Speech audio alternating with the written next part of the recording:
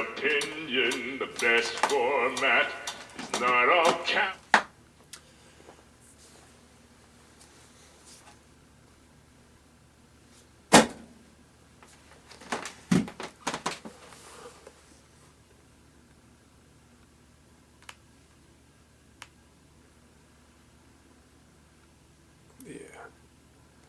Yep, we got important stuff to do today. I still haven't fixed the date. I may never. Wait until next, what's the thing? Daylight savings. Wait until next daylight savings and I don't have to fix it. Got my hoodie.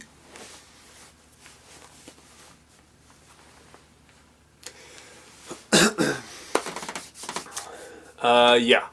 Anyway, hello. And without further commentary, wait, what am I doing? Okay, I've got everything said right here. Taking audio from the Elgato. We're displaying that, and this is what y'all see, and if I go like that, that should be what y'all see. Okay, cool. We have a heavy burden today. My yoke is a yoke, and my burden is a burden. Look at how illuminated this screen makes my face. Wow. So bright. Pale, pale glow. Dave Malloy. If y'all don't know Dave Malloy, y'all. Like I have a following here. This dude is brilliant.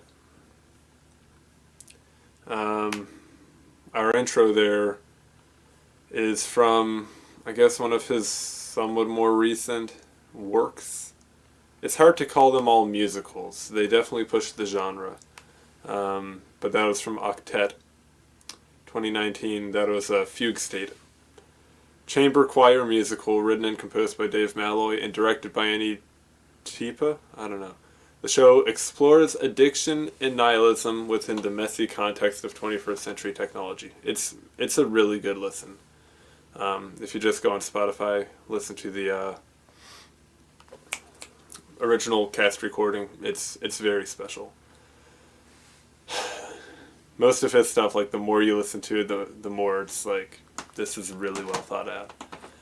Ghost Quartet I listened to about 2 times today. It's incredible. Anyway, the burden of today is we got too many Wikipedia articles open, so we got to go through and close some of them out, which means that we have to read it. Not all of it. Earlier videos I did just like screen recording, reading through Wikipedia articles. That, like, I wanted to, I started doing that as an accountability thing for myself, because like I end up with all these Wikipedia pages open, and I want to read them, but like I just didn't read them unless I was like, okay, here I'm going to record myself, and therefore like this is me doing them. But I got too into like, I'm also recording it, therefore, like, just like I would do a read through, more or less. Well, no, I didn't. But if you've watched any of those videos, I at times would just like read straight, and then I get distracted and just talk about random crap for a long time. But basically, what I'm trying to say is I never actually read it for comprehension. I just read the stuff and like read it. So now I'm just gonna record myself hopefully going through just as if I would if I were reading it on my own. So we'll see. But yeah, we'll see what this ends up being. I have no idea. And I also don't know what my battery life is like on the camera. And the way I've got it set up right now, I can't actually see. Oh well, hopefully I'll figure out if it dies. So we've got our first one, Cosi fan tutte. I don't know how that's actually pronounced. Does Google Translate give me voice? Come on, don't run so slow. Come on now. Come on, poor thing. Yeah, I don't know if it'll give me an actual spoken thing. Cosi fan tutte. That's what they all do. That's what they all do. Oh, I just clicked the English. Cosi fan tutte. Cosi fan tutte. Cosi fan tutte. Così, così fan tutte. Ossia la scuola degli amanti. Women are like that. Which, I've already read some of this. I think it probably explains it later. Yeah, it does literally right down here. But, I'll just... So, così fan tutte literally is just, they're all like that. But, tutte, I think it's tutte at least, is, conjugated for feminine. Yeah, they say that right here. Therefore, translates well as women are like that. Anyway, I'm doing this one because, my school, the opera, was performing Così fan tutte, così fan tutte. And me and a classmate were talking about it, and he was like, yeah, the lyrics were really misogynistic and weird. And I was like, I don't think that Mozart actually wrote those himself. I don't think typically the composer of the musical score is the one also writing the words. At least I'd referenced Beethoven, his, I think, like Opus 32 and 109, An die Hoffnung. Like it's already there because I listen to this song all the time. Oh my gosh, my computer going so slow right now. And I just heard a vibration on my phone. I wonder if it's because of this that it's going so slow. And I wonder if it's going to... Okay, 32 and 94. Yeah, I wonder if that's going to make the actual recording really laggy. I don't know. Anyway, I knew from An die Hoffnung that Beethoven wrote the score, but he put it to poem by maybe Tidige? I don't remember. So anyway, that conversation with my classmate made me look this up to verify verify that it wasn't Mozart that wrote the lyrics. Not to say that Mozart wasn't misogynistic, I don't know, but rather just to know a little more. And I had seen in here, we'll get there, that this was actually supposed to be a comedy, so like perhaps still a misogynistic comedy, but at least we don't take then any degrading things that they say about women at face value necessarily. Maybe it is supposed to be like, haha, women really are like this, and so we laugh about it. Or maybe it's supposed to be more satirical in some way. Personally, though, I did not actually see the opera. I saw an adaptation of Metamorphoses by Ovid. I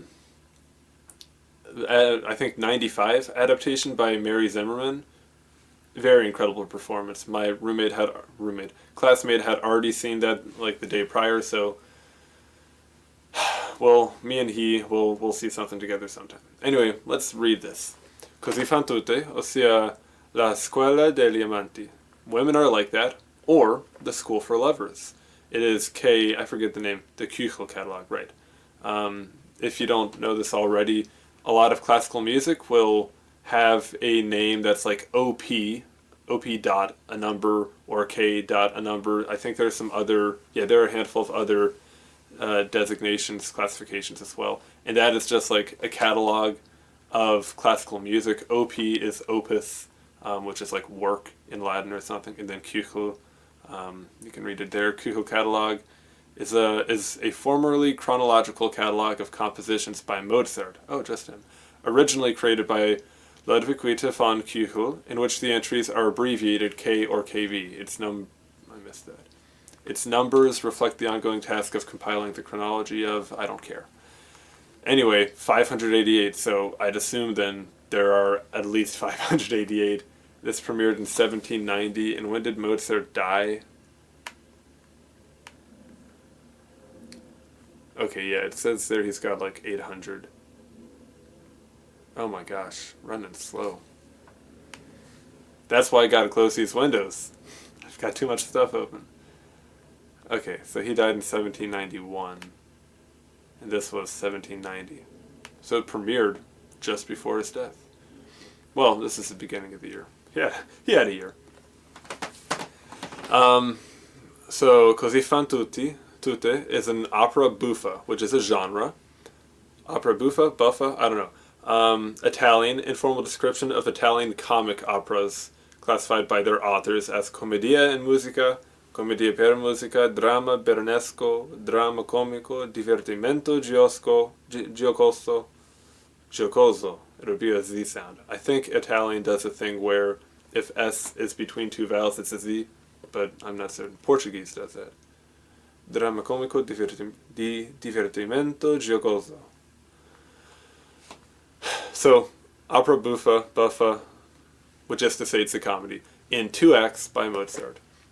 First performed on the 26th of January, 1790.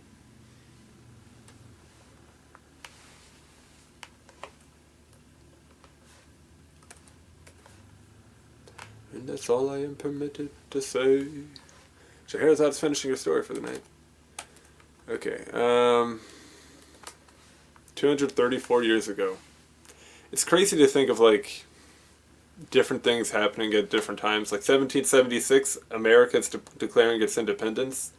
And then across the sea, 20 years later, 15 years later, we got Mozart. Well, I mean, at the same time, Mozart is doing all his shit. But, like, here he's writing this, or premiering this. So, premiered at Burg Theater in Vienna, Austria. Burg?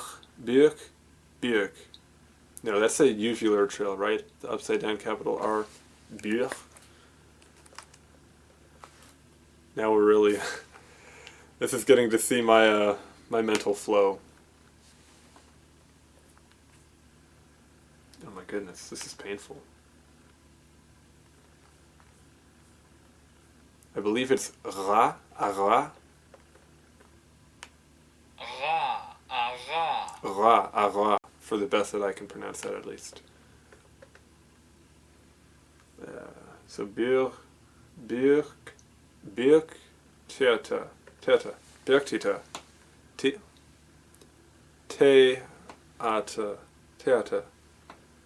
Bergtheater. Maybe? I don't know. I feel stupid saying that. But it's in Vienna. The libretto, which the libretto is the lyrics, essentially. Libretto, text used in or intended for an extended musical work, such as an opera, operetta, masque, oratorio, cantata, or musical.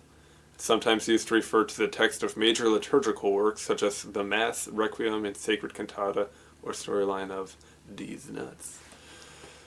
The libretto was written by Lorenzo da Ponte, who also wrote Le Nozze di Figaro and Don Giovanni. Oh, Don Giovanni sounds familiar.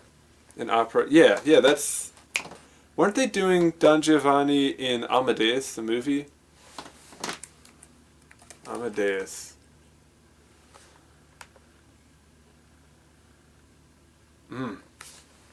So slow.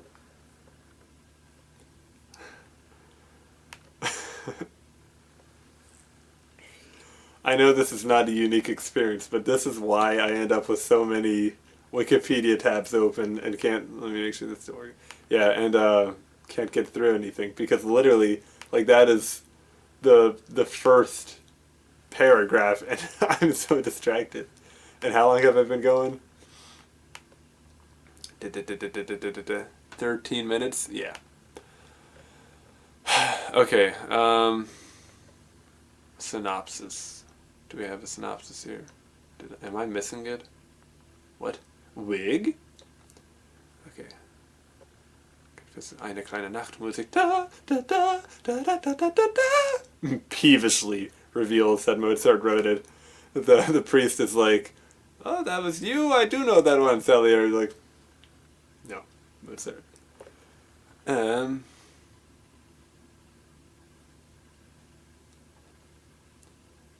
Boldly adapts the subversive Marriage of Figaro. Okay, Mozart composes Don Giovanni. After watching that 5 times, realizes that the dead commander who accuses Giovanni of sin represents Mozart's inferiority complex towards his father. I have to rewatch this movie. What a casting. I don't know why it came up, but like some recommended video to me was an interview with, I think, Murray Abraham, and also spliced together with the director Milos,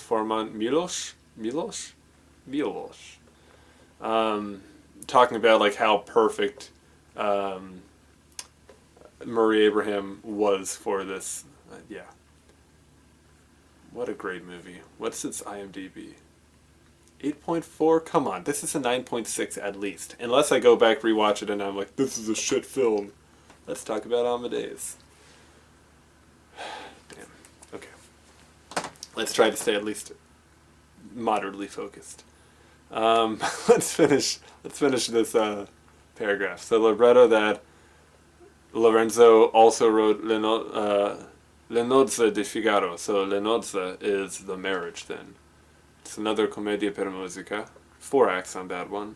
Don Giovanni, 2-act. Libretto is a centuries-old Spanish legend about a libertine, is that correct? As told by playwright Tirso de Molina, in El Burlador de Sevilla y Convidado de Piedra. Convidado, I don't know that. Convidado? Convidado de Piedra, something of stone. Convidado. Significado en inglés? En English? Portuguese? Guest. Convidado. Okay. Guest. Convidado is a song by Damaris from the 2020 album Superação. It falls into the genres of gospel and brasileiro gospel. Would they say gospel? Gospel. Convidado. Okay. So yeah, Lorenzo da Ponte and Amadeus worked together quite a bit. Mozart, rather. I'm not on a first or middle name basis with him. I'm on a last name basis.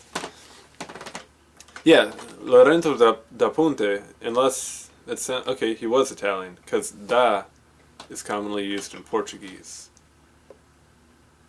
At least, grammatically it is. I guess I don't know about in names. Perhaps it is. Although it is commonly held that Cosi fan tutte was written and composed at the suggestion of Emperor Joseph II, which I don't know much about him. Oh, I could end up clicking on that article too. Let's hold our horses there. Recent research does not support that idea. There is evidence that Mozart's contemporary Antonio Salieri tried to set the libretto, but left it unfinished. When they say set it, do they mean like write the libretto, put it to the words, or put the words to the music? I don't know exactly what they mean by this. Set the libretto. Like you can... Does that make sense? Like the composer's writing the score, and Da Ponte had written the actual words, but like lining the words up with the music. Is that what set it means? Or is it like actually write the words? I don't know. Anyway, but left it unfinished. In 1994, John Rice uncovered 2 terzetti by Salieri in the Austrian National Library. What are they just chilling about? I'm curious about that. Like maybe there's... I know my eldest brother is studying Ancient Akkadian right now, which is an East Semitic language that was spoken like 6,000 years ago, 6,000 plus years ago. Maybe it was 4 or 6,000 BC that it was spoken, which would put it at 8,000 years ago. But it was, I guess, a parent language, or at least important language influencing ancient Hebrew. Ancient Akkadian, that's Akkadian, something like that. And it used cuneiform, or some variant or whatever of cuneiform to write the language. And just knowing from my brother, that language, there is a lot of archaeological data of that language, which is to say basically we have a lot of Akkadian written out in cuneiform preserved because it was written on tablets and that preserves really well, while the later papyrus scrolls decay quite easily. So we actually apparently have a remarkable amount of the language Akkadian preserved, but a significant portion of it is untranslated because there are not enough people that can read it, and it takes a long time to translate it. He's walked me through like the normalized, that is a technical term they use, the normalized transliteration process that they use, and it's just like, this is complicated. Or at least it just takes a stupid amount of time. How are we looking? Cool, we're looking. Which, that is to say then, it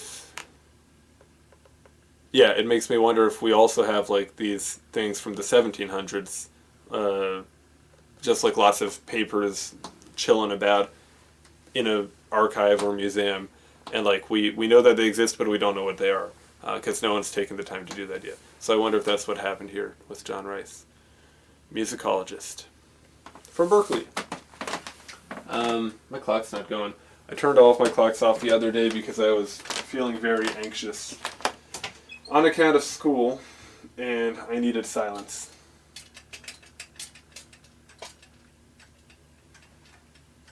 Oh, this one's actually not too far off from the actual time. I stopped at about this time the other day. Woo!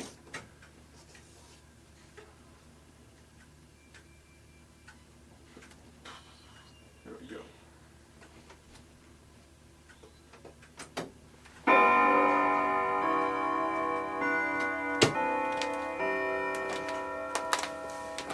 I'm in my undies right now. Isaac just came home. Great, okay. So we've gotten 2 paragraphs in. Terzetti. A string trio. Terra. Okay, yeah, that makes sense. Is a group of 3 string instruments or a piece written for such a group. From at least the 19th century on, the term string trio. The term string trio with otherwise unspecified instrumentation normally refers to violin, viola, cello. Okay, so terzetti is just string trio. The short title, Cosi fan tutte, literally means so do they all, using the feminine plural tutte to indicate women. It's usually translated into English as women are like that. The words are sung by 3 men in Act 2, Scene 3, just before the finale. This melodic, so yeah, Act 2, it is a 2-act opera. Just before the finale, this melodic phrase is also quoted in the overture to the opera. Da Ponte had used the line Così fan tutte le belle, Così fan tutte le belle earlier in Le Nozze di Figaro. Okay. So he's... Da Ponte is really like, yeah man, women, can't get them. Can't understand that. Can't get them. Can't get them at all. No way you translate that. So here we'll look at the playbill. Yep. That's exciting. Performance history, let's go. Did I want to read the libretto one? Let's try to get through this. We're not going to do the synopsis. Or are we? First performance of Mozart's setting took place at the Burgtheater? It is not th, right? Burgtheater. Burgtheater. Castle Theater. In Vienna, on that, it was given only 5 times before the run was stopped by the death of Emperor Joseph II. Okay. In the resulting period of court mourning. It was performed twice in 1790, June, with the composer conducting the second performance, and again in July twice and August once. After that, it was not performed in Vienna during Mozart's lifetime. He died shortly after that. The first British performance was in May 1811, so they waited, 21 years to do it again. At the King's Theatre in London. Così fan tutte was not performed in the United States until 1922, when it was given at the Metropolitan Opera. So man, it took, I'm really bad at basic math, it took 132 years before they actually made it over here. And unless they're leaving stuff out, like perhaps it wasn't actually done much in between the London performance and the Metropolitan Opera one. Where is Metropolitan again? Is that Boston? Or am I stupid? New York, yep. Stupid. According to William Mann, Mozart, who's this guy? Should we care? William Sommerfeld Mann was an English music critic born in India, educated at Winchester and Cambridge, studying music with prominent people. Okay. Who is this guy's contemporaries? Okay, 1924 to 89. Died kind of young, all things considered. So according to him, Mozart disliked prima donna Adriana Ferrazzi del Bene, Da Ponte's arrogant... Okay, so this is a real person. Da Ponte's Italian operatic soprano. I hate Italian sopranos. I think it's very obnoxious to hear. Well, maybe I need to listen to more opera. It's probably honestly that, but like, from what I've heard of like Pavarotti, Italian loud operatic soprano just makes me want to pee myself, and not in a cool way. Anyway, according to this person, Mozart disliked prima donna, this person, which is Da Ponte's arrogant mistress, for whom the role of Fiordiligi, the role of Fiordiligi had been created. Knowing her idiosyncratic tendency to drop her chin on low notes and throw her head back on high notes, Mozart filled her showpiece aria Come scolio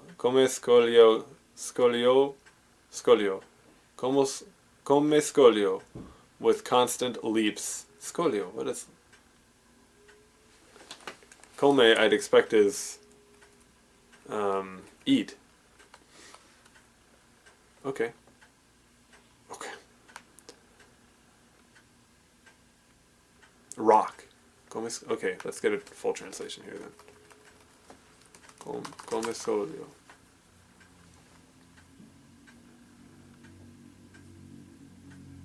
Nobody wants to translate it for me? I molto resta, crude, crudele. I do not speak Italian. I know nothing about Italian. Io sono italiano, which I can say incorrectly, or errantly, rather. So that's actually hilarious.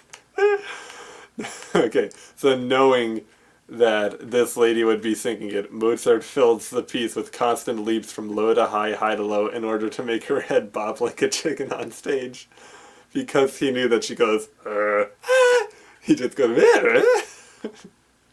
That's hilarious. Mozart was such a child. Oh my goodness. Or maybe I'm thinking of Beethoven. All these great musicians were kind of incels, but whatever.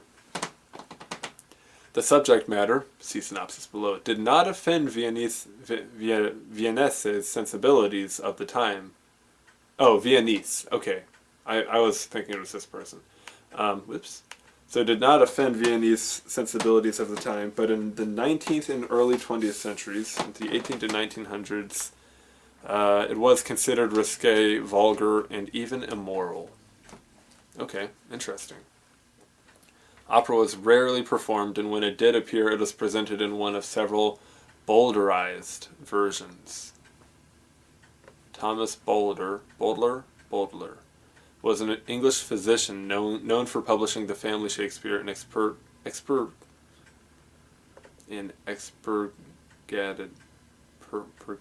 expurgated?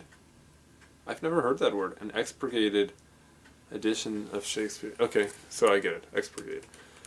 He changes stuff, makes it a little cooler. Having objectionable or unsuitable... Okay. I did not realize we had a word for that. Expurgated? Expurgated. Expurgated. Okay, to have objectionable and unsuitable matter removed. I'm going to try to use that in a sentence. Expurgated. That's how you learn it. Learn a new fancy word. Impress all of your coworkers. Expurgated. So Bowdlerized. Bowdlerized. Okay, that makes sense. So yeah, did not offend people at that time, but in the 19th, 20th, it was considered wild. After World War II, it regained a place in the standard operatic repertoire and is now frequently performed. Case in point. That's why we're here. Comedic adaptation Ovid tutte, also using the other music by Mozart, depicting life during the first several months of COVID, was produced. I don't care. Why is that in performance history? That should be in like a separate category called you probably don't care, but here's something to note. Like, why is that in performance history? I have a Wikipedia account. I could go in and change it. But no, that'd be a little extra. So we've got Fiore di Ligi, we've got Dorabella, we've got Guglielmo,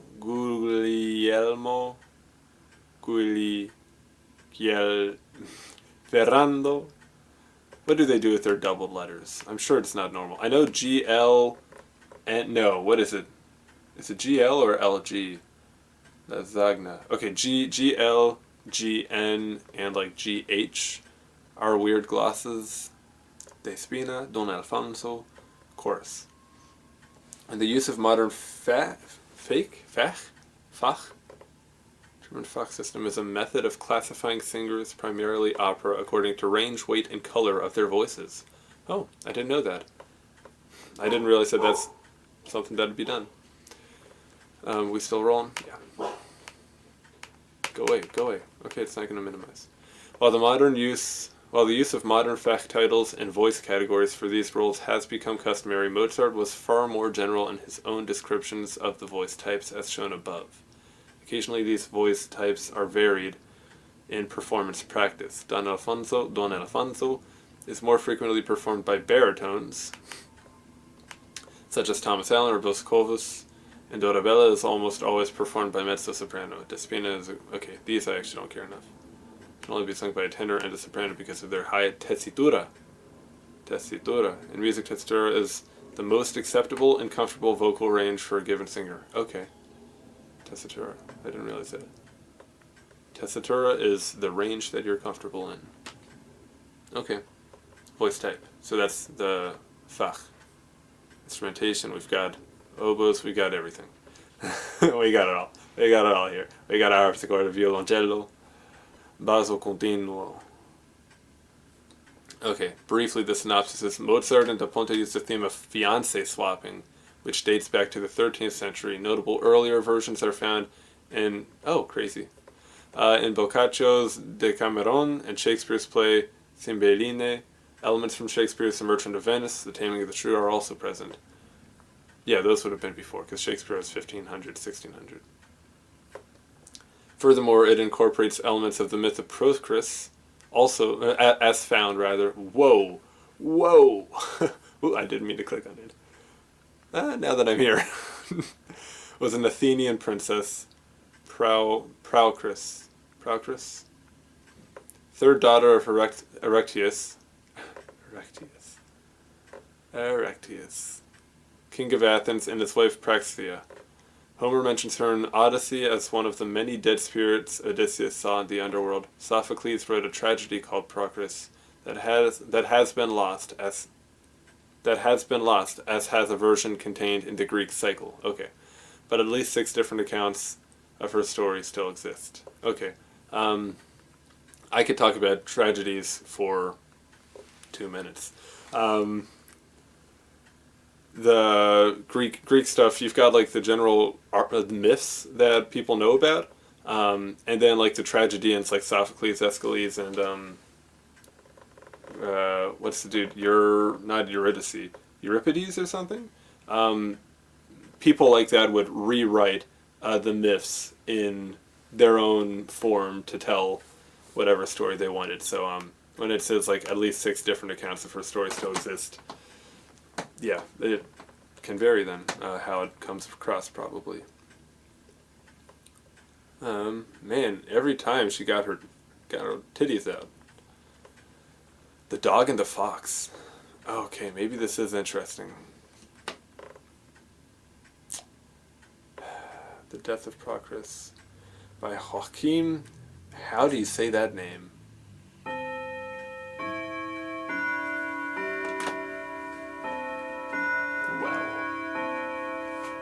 That's crazy.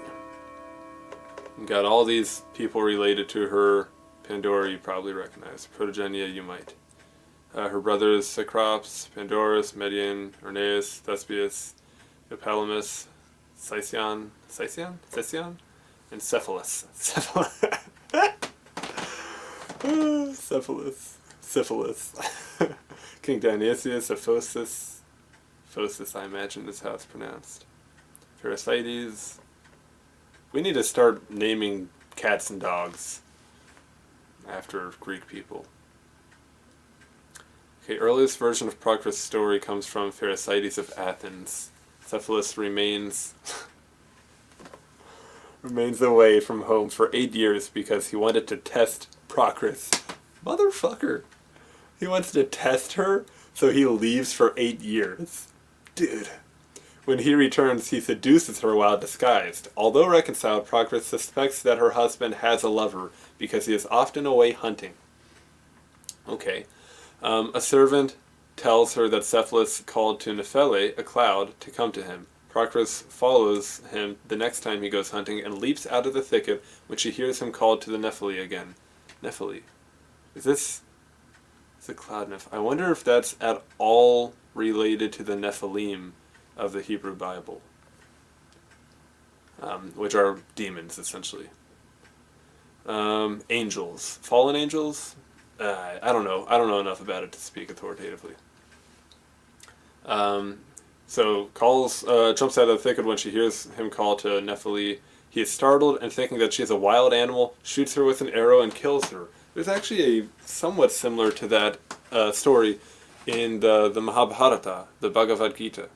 No, maybe not actually. No, it's not that similar. But it's there's some like yogi or I don't remember what the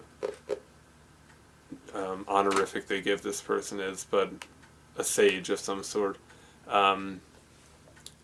who I think probably is supposed to be a spiritual entity as well, but he is in the form of a deer or something like that, and some guy like should what are the characters?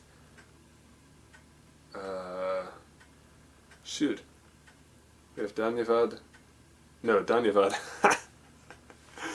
What the Pandavas and the Kauravas. Arjuna, Bhim. There we are. There's some people. I don't remember who, but somebody sees this deer, shoots it, and then they find out that they actually just killed like a spiritual sage or whatever, and they're like, ah, snap. That's what it reminds me of. It also reminds me vaguely of Shakespeare's long poem Venus and Adonis, which is a love poem. I think it's Adonis is always hunting and likes hunting, and Venus is like, let me swoon over you while you hunt. And yeah. Ovid tells the end of the story a bit differently in the third of his books on the art of love. No goddesses are mentioned in this earlier published book, a cautionary tale against credulity. I know incredulity. Okay, yeah, that makes sense. Credulity is a person's willingness or ability to believe that a statement is true. Cautionary tale against credulity. I feel like we might also say naivety, but maybe that connotates differently. After hunting, Cephalus calls for a breeze, Zephyr and Aura, to cool him as he lies in the shade. Overhearing a comment to Procris, a busybody. Busybody. No.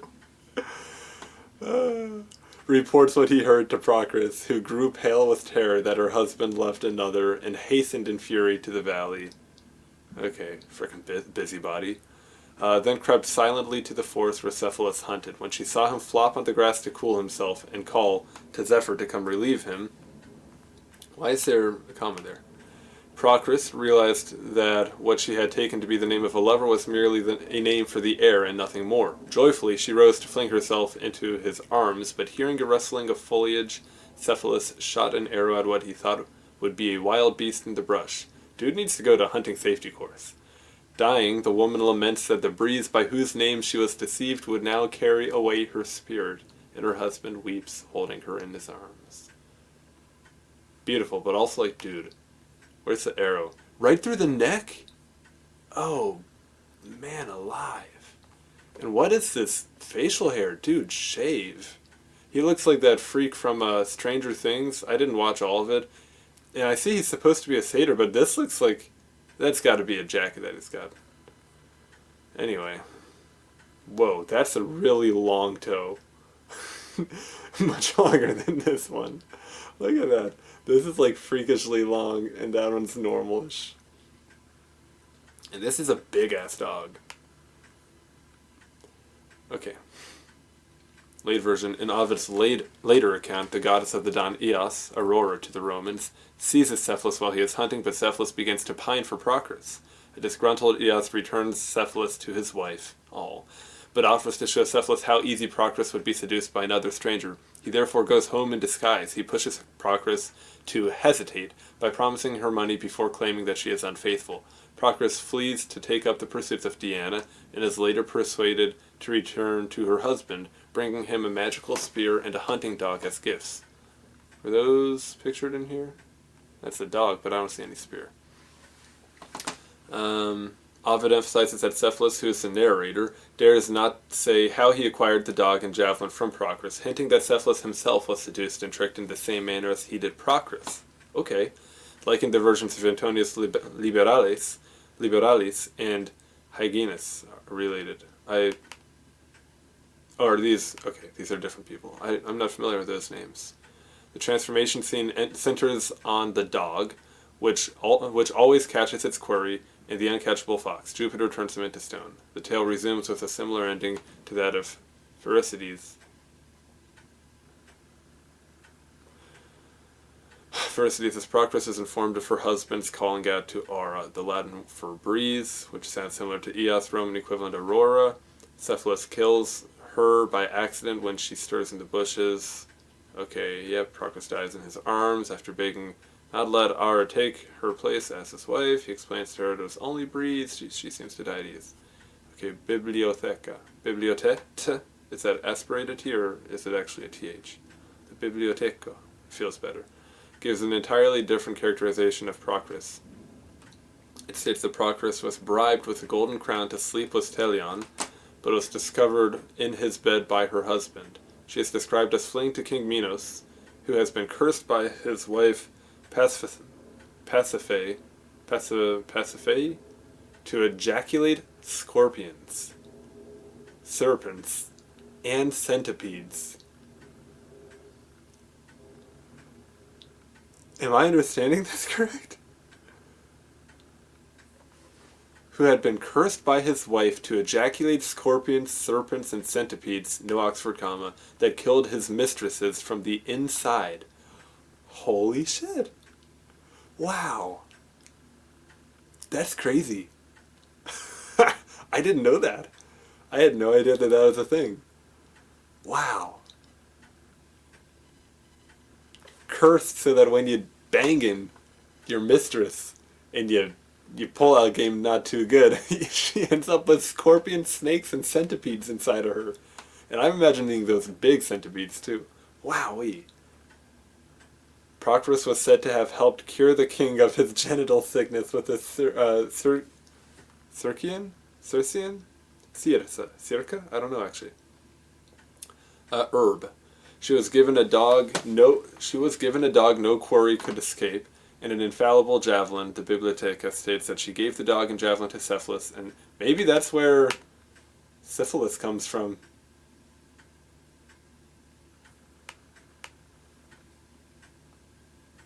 Hyginus. Okay, great. This is all related. Hyginus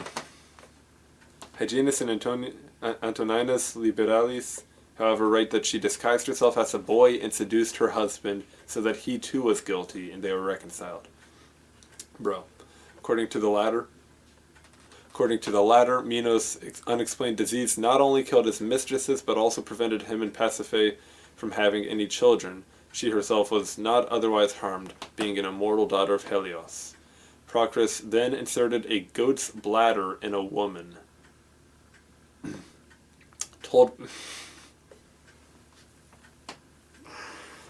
You can't make this stuff up. And yet, they did. Procris then inserted a goat's bladder in a woman, told Minos to ejaculate there, and after that, she sent him to his wife. The couple was thus able to conceive, and Minos gave his spear and his dog as gratitude gifts to her. Unlike the other versions, Hyginus omits Cephalus' abduction by Eos, Instead, he rejects her when she propositions him, and she replies that she does not want to break his marital vows unless Procris asks. She then disguises him as a stranger who successfully seduces Procris. When they lie together, Eos removes the enchantment. Procris, realizing she has been deceived by Eos, flees in shames. Okay, great. Dog and the Fox is the name. The dog is Lelaps, story of hunting of the Temesian fox. Enormous fox that was destined never to be caught, which could never be caught, and that Zeus turned to stone along with Procris' dog. Oh, because Procris' dog loses not a quarry, so he always catches something, and they send Lelaps, this dog. So yeah, dog that never failed to catch what it was hunting after a fox that could never be hunted. Okay, so they both got turned to stone. Perfect resolution. Are we still going? We're still gold. The death of Procris we're told in one of the last early Greek epics of the cycle, probably the Epigoni. Cycle for y'all, cyclic poets, is a shorthand term for early Greek epic poets who are approximate contemporaries of Homer. No more is known about these poets than about Homer, but modern scholars regard them as having composed orally, as did Homer. Yeah. So it's just like other, like I was saying about the tragedies, it's other poems, stories telling the same story but in a different twist. I don't care. Okay, let's get out of here. You see, we've only added more. This isn't my frickin' problem. Wait, no, that was part of Cosi fan tutte. Ah, we'll let it slide. We'll be done with Cosi fan tutte. We're not doing a whole thing on Mozart, because it's probably very long. I didn't actually look. So libretto, we already know is the word used, or the storyline of the ballet.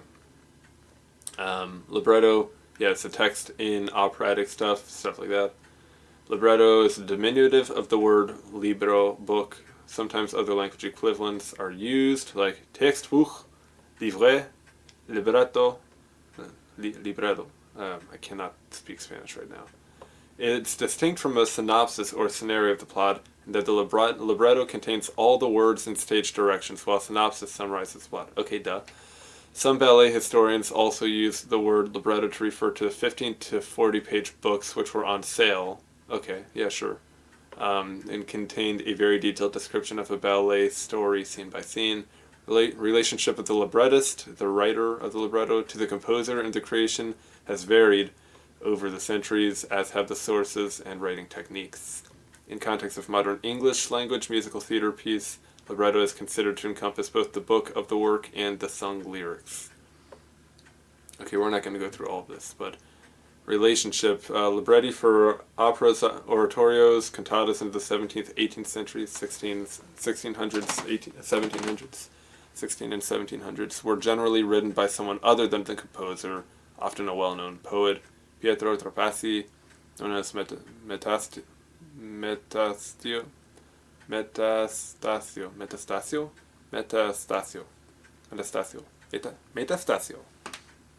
was one of the, and he was alive in the 1700s, long life there, was one of the most highly regarded librettists in Europe, were set many times by different composers. Another noted 18th century librettist was Lorenzo da Ponte. He wrote libretti for 3 of Mozart's greatest operas. Okay, those might be more or less the ones we've discovered. Don Giovanni and The Marriage of Whoever. Eugene Scribe was one of the most prolific librettists of the 1800s, providing works from Meyerbeer. Aber, Bellini, Donizetti, Rossini, Verdi, the French writers. Okay, I don't care about this. Here are some people. The libretti is not always written before the... Okay, this is fun. The libretto is not always written before the music. So some people wrote passages of music without text.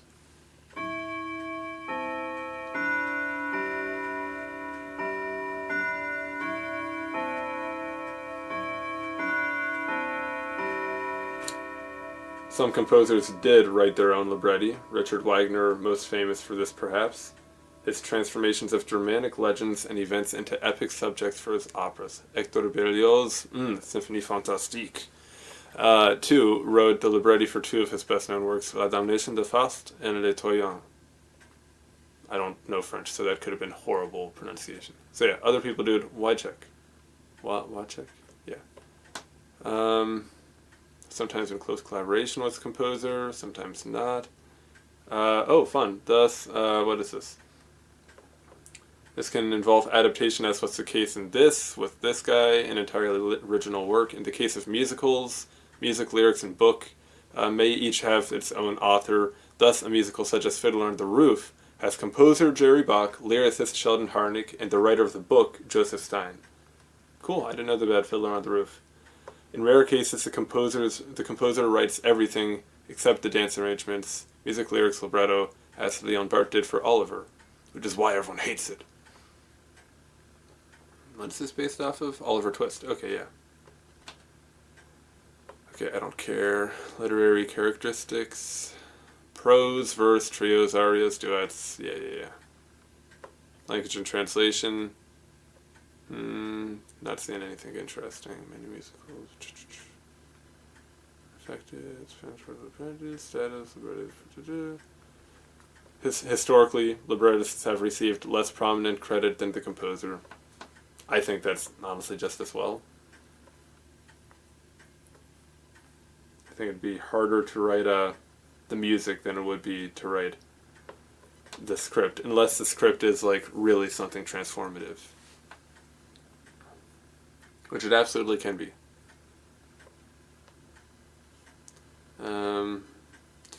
Printed scores. Puccini. Nessun dorma.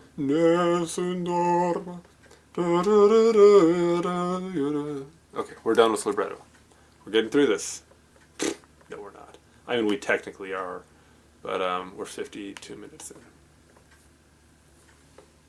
My jaw tired. Metamorphoses, transformation, Latin narrative poem. I already know some of this stuff, but we'll go through anyway. Latin narrative from 8 CE, 8 years into the Common Era, by poet Ovid, Roman. It's his magnum opus, rather. There's opus, great. Poem chronicles the history of the world from its creation to the deification of Caesar in a mythico-historical framework, comprising over 250 myths, 15 books, and about 12,000 lines. Meets some criteria for an epic, but the poem defies simple genre classifications because of its varying themes and tones. Ovid took inspiration from the genre of Metamorphoses poetry. Although some of the Metamorphoses derives from earlier treatment of the same myths, Ovid diverged significantly from all of his models. One of the most influential works in Western culture inspired authors like Dante Alighieri, Giovanni Boccaccio, Geoffrey Chaucer, and William Shakespeare. Numerous episodes from the poem have been depicted in works of sculpture, painting, music, especially during the Renaissance. Resurgence of Ovid's work, or attention to it, near the end of the 1900s, the Metamorphoses continues to inspire and be retold through various media. The first translation in English was William Caxton in 1480. That would not read very easily. 544 years ago.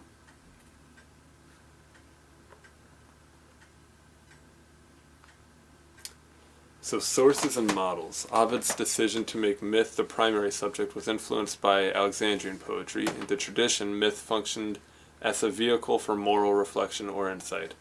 Yet Ovid approached it as an object of play and artful manipulation. Interesting. So yeah, normally myths were for moral reflection,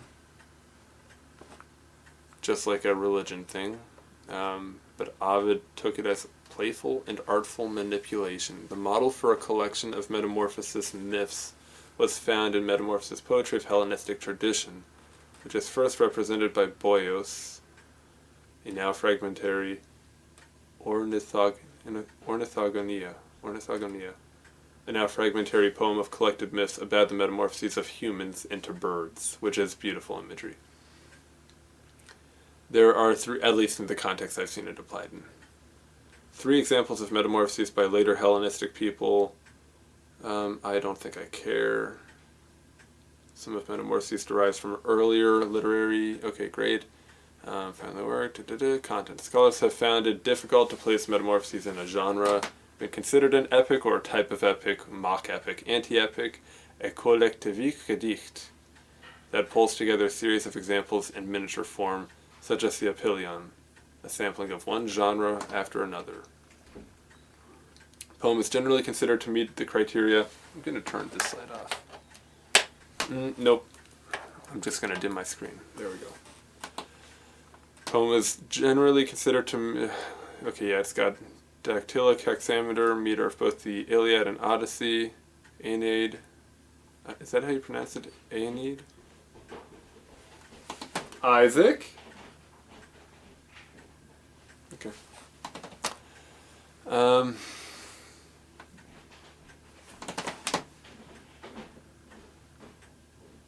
Nope. Metamorphoses is comprehensive in its chronology, recounting the creation of the world to the death of Caesar, which had occurred only a year before Ovid's birth. It has been compared to the works of universal history, which became important in the 1st century BCE. In spite of its apparently unbroken chronology, scholar Brooks Otis has identified 4 divisions in the narrative. We have Book 1 to 2 is the Divine Comedy, Book 3 to 6 is the Avenging Gods, Book 6 to 11 is the Pathos of Love, Book 12 to 15 is Rome and the Deified Ruler. A woodcut from Virgil Solus. Cool. Okay.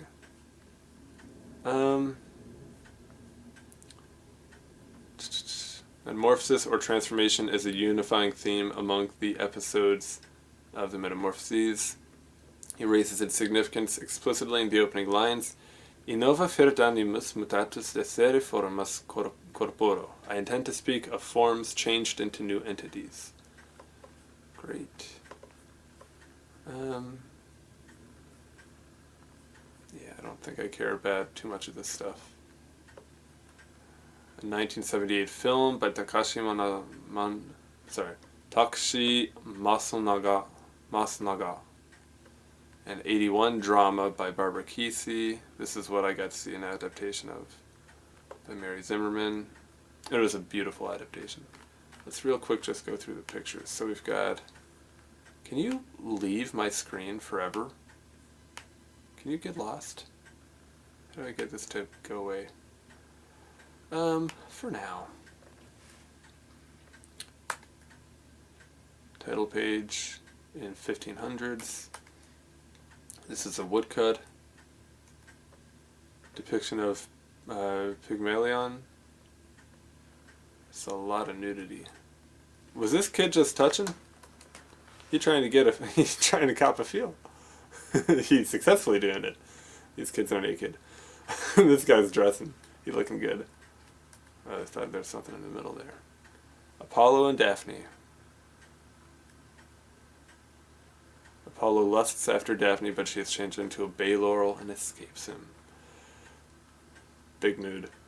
Look at him staring into the pits as her arms just turn into a tree. What do we have here? Diana and Callisto by Titian. Right? I've seen that name before. Although I thought I saw it in much older context than 1500s. Bartolomeo. Okay, great. Now we're looping around. Okay, we have been going for like an hour. Yeah, kind of want to be done. Come on. What the heck. Okay, that's fine with me. Hippocrates, oh, we already know about Hippocrates. He was alive in the BC period, 460 to 370, also known as Hippocrates II, Greek physician and philosopher of the classical period, considered one of the most outstanding figures in the history of medicine. He had the 4 humors. Who's considered, yeah, we already read that, traditionally referred to as the father of medicine, in recognition of his lasting contributions to the field, such as the use of prognosis and clinical observation, the systematic categorization of diseases, and the, however misguided, formulation of humoral theory, which uses 4 things. What is it, like blood, bile, urine, and what is it? Great, now we're opening another one. Germ theory. What were they? Earth, water, fire, air, and space. Bunke, buta. Oh, that's Indian medicinal things. Okay, blood, phlegm, yellow bile, black bile. Right. Yellow bile is what my brain said for urine, but no, bile is different. Yep.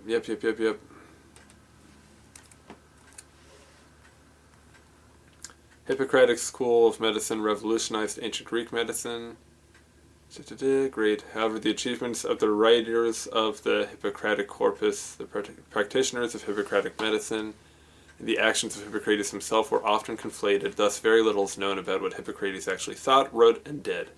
Hippocrates is commonly portrayed as a paragon of the ancient physician, and credited with coining the Hippocratic Oath, which is still relevant and in use today. Yes, that is indeed. What is it again? Ethics, yes, it's the ethics one. He is also credited with greatly advancing the systematic study of clinical medicine. I'm not going to read all of this stuff because I don't feel like it. There he is, bald. Get out of here. Yes, always. Yeah, we'll figure out how to get it back if we ever need it. I'm never going to cite a Wikipedia page. I go to the references. Illustration of the story of Hippocrates refusing the presence of the Achaemenid Emperor Artaxerxes, who was asking for his services. He refuses. Oh. Asclepieion on Cosi. I'll have to check that out. Illustration of Hippocratic bench. Number of ancient Greek surgical tools. A trephine instead of scalpels. That is scary. I don't want to get near that. Oh. I don't like. Woodcut of the reduction of a dislocated shoulder. The Hippocratic device. Yow. Mural painting showing Galen and Hippocrates. Okay.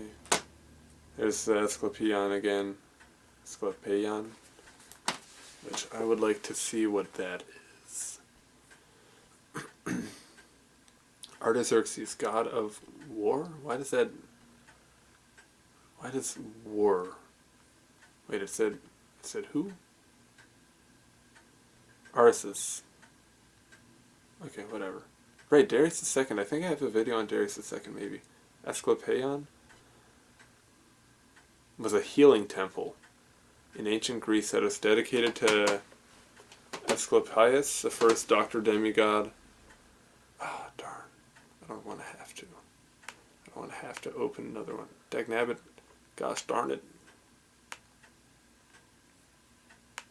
But that seems really interesting. Illustration of a Hippocratic bench. This I don't know about. Asclepieion was a device invented by Hippocrates which used tension to aid in setting bones. It is a forerunner of the traction devices used in modern orthopedics as well as of the rack, an instrument of torture. Great. And the trephine? It's a surgical instrument with a cylindrical blade. Okay, yeah, we get the picture. The Asclepieion, Doric dialect, healing temple, first doctor demigod. Asclepius was said to have been such a skilled doctor that he could even raise people from the dead. Jesus. Stemming from the myth of his great healing powers, pilgrims would flock to temples built in his honor in order to seek, that's how I know I really have to be done, spiritual and physical healing. So both spiritual and physical. They probably considered those closely related. I don't know though, but Asclepieion included carefully controlled spaces. Where was I? Carefully controlled spaces conducive to healing and fulfilled several of the requirements of institutions created for healing. Treatment at these temples largely centered around promoting healthy lifestyles with particular emphasis on a person's spiritual needs. Characteristic of the Asclepieion, is there kind of a guttural stop in there, was the practice of incubatio, also known as temple sleep, religious practice of sleeping in a sacred area with intention of experiencing a divinely inspired dream or cure. Wow, incubatio. This was a process in which people would go to sleep with the expectation that they would be visited by Asclepius himself or one of his healing children in their dream. During the time, they would be told what it is they needed to do in order to cure their ailment. At the very least, they would wake up having not been directly visited by a deity and instead report their dream to a priest. Okay, the priest would then interpret the dream and prescribe a cure, often a visit to the baths or a gymnasium. Okay. Gymnos means nude in Greek. I didn't know that. Cool. The preliminary treatment for admission into Asclepieion was catharsis, or purification. It consisted of a series of cleansing baths and purgations, accompanied by a cleansing diet for several days. Despite these methods being regarded as faith healing, they were highly effective, as is evident by the numerous written accounts by patients attesting to their healing. Okay. In the Asclepieion of Epidaurus, 3 large marble boards dated to 350 BC preserve the names, case histories, complaints, and cures of about 70 patients who came to the temple with the problem and shedded there. Some of the surgical cures listed, such as the opening of an abdominal abscess, or the removal of traumatic foreign material, are realistic enough to have taken place with the patient in a dreamlike state of induced sleep known as enkoimesis, not unlike anesthesia induced with the help of soporific substances such as opium. Interesting. Hippocrates is said to have received his medical training at an Asclepieion in the Isle of Cosi, which is why that one was pictured. Cool. Okay, we've got stuff on Asclepius and his cult. I don't feel like reading these. Over 300 Asclepieion have been discovered throughout ancient Greece, so this was common. Among the most famous was Trica, Epidaurus, island of Kos, in Athens, Corinth, and Pergamon. Okay, these are 1, 2, 3, 4, 5, 6 different ones, or 7. Did I count that wrong? No, I counted it right. These temples were often located in secluded locations surrounded modern spas or mountain sanatoriums. These sanctuaries could attract diverse audiences for various needs other than healing.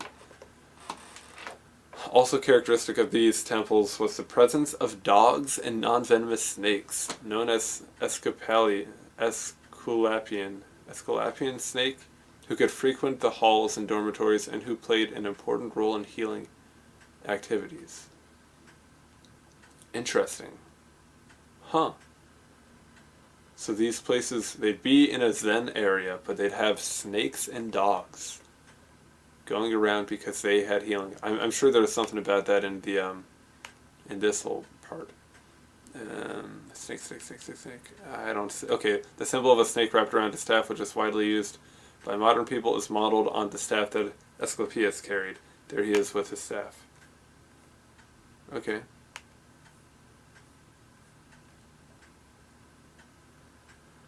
I'm not seeing in a very quick scroll anything about snakes. Whatever. So he just carried a staff with a snake. Asclepius Asclepius? I don't know. Sorry if you know Greek stuff and I mispronounce it. They've been first worshipped as a hero in these places. Ancient mythographers generally regarded Trica as the place of Asclepius' birth, but they've yet to uncover a sanctuary. They worship him as a god. Extensive, well-preserved, great. Acropolis of Athens has an Asclepieion in the south slopes, located in Argos, Peloponnese. Healing temple, son of Apollo. Patients pay homage to gods, making pilgrimage. Great. Monetary gift, serve sanctuary, dying. Great. Procedures performed. Catharsis, incubation. I don't want to read anymore. Okay.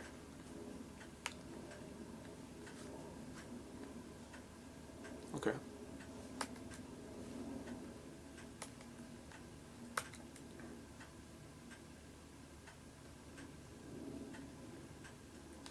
Oh, there's one of them snakes. Ooh, about to open up big. No dog? No dog? No dog pics here, just a snake? Oh, that is a venomous snake, isn't that? The way it's drawn, isn't that head shape? The head shape of a pit viper, and aren't all pit vipers venomous? I'm not a snake expert by any means, but that looks, I thought, like a pit viper. Okay. I don't know snakes. Penis envy, castration anxiety, Madonna-whore complex. How long have we been going? An hour 10. Let's just read the first paragraph. Madonna, I've already read this, so at this point, I was going to read the rest. Oh yeah, I'd read up to feminist interpretations. Yeah, psychoanalytic literature, Madonna-whore complex, or if you're PG, Madonna mistress complex, is the inability to maintain sexual arousal with a committed and loving relationship. Freudian called it psychic impotence. Psychological complex said to develop in men who see women as either saintly Madonnas or debased whores. Men with this complex desire a sexual partner who have been degraded while they cannot desire the respected partner, the Madonna. Yeah, okay.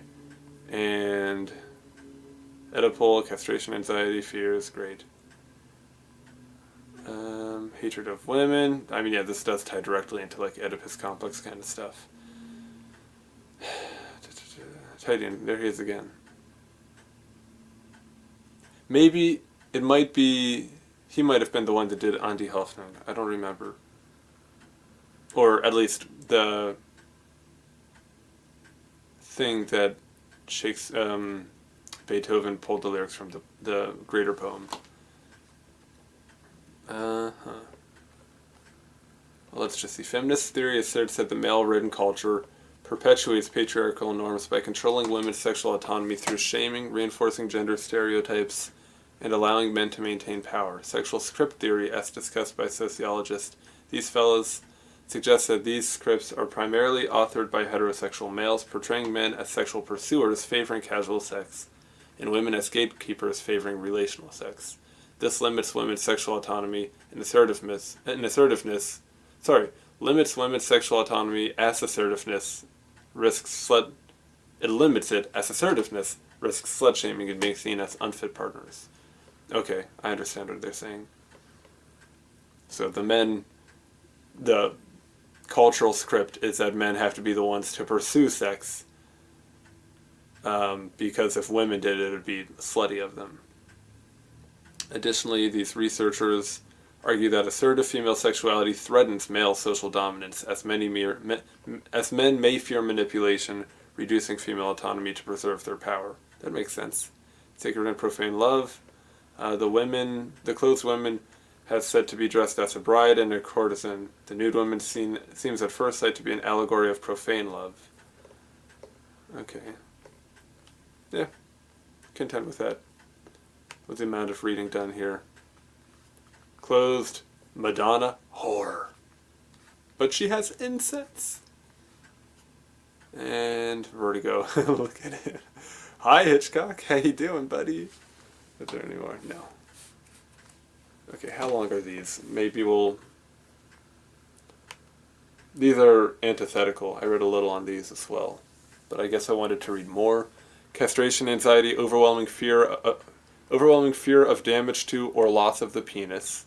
Term refers to the fear of emasculation in both literal and metaphorical senses. And Freud said that this was a universal human experience, thought to begin between ages of 3 and 5 in the phallic stages of psychosocial.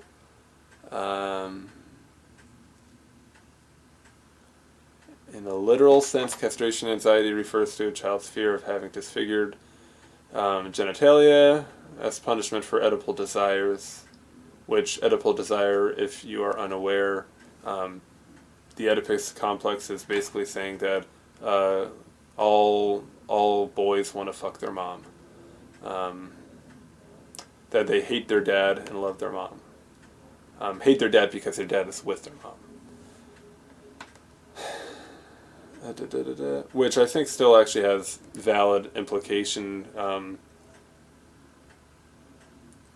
The metaphorical side of it, in that not universal by any means, but that some people will have a tendency to find themselves in relationships that remind themselves of or with people that are similar to their mother, or that fulfill things in their life that their mother never did. Things of those similarities. Kellogg. Ooh, the cereal recounts one case of castration used as a cure and punishment for masturbation. Good. Let's keep it up.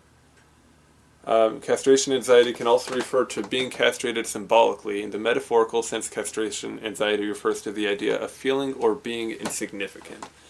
There is a need to keep oneself from being dominated, whether socially or in a relationship. Symbolic castration anxiety refers to fear of being degraded, dominated, made insignificant, usually an irrational fear where the person will go to extreme lengths to save their pride and or perceive trivial things as being degrading, making their anxiety restrictive and sometimes damaging. It can also be tie in with literal castration anxiety and fear of losing virility or sexual dominance. Fear of death. Okay, I feel like other implications kind of follow. Generally, penis envious of female counterpart. Let's call that done. Young girls experience anxiety upon realization that they don't have a penis. Penis envy.